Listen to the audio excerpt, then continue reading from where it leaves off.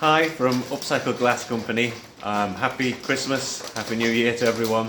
I found when I got in today, we take a couple of steps back sometimes as we take a step forward, but I'll start with the good news is that these two kilns now are actually hooked up to a mains.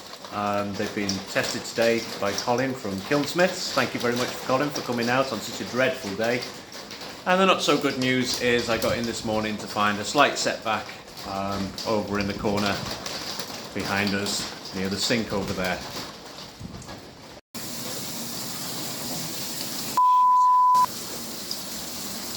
So back to some good news. You can see really where the water damage or the water was, and it kind of stops just before we get to our kiln here. So the kiln wasn't damaged and wasn't particularly wet. And then this is the most amazing thing. You can see the water is spread and it's actually gone down to the bottom of here. You can see those boxes are wet. The front of the crucibles as well, but they'll dry out, that's not a problem. But in the middle there, you'll see our controller for the furnace. This little box here, absolutely untouched and bone dry. That would have been a nightmare if that had got wet.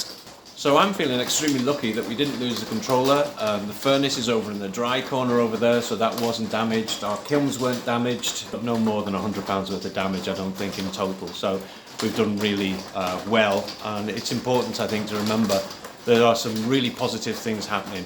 No matter how many times we get setbacks, no matter how many times we find that we've got to solve a few more problems, it really doesn't matter, we're going to get there. And thanks to you, thanks to everyone for your help and support. And we have done what we said we'd do. We've got the concrete floor in, as you can see.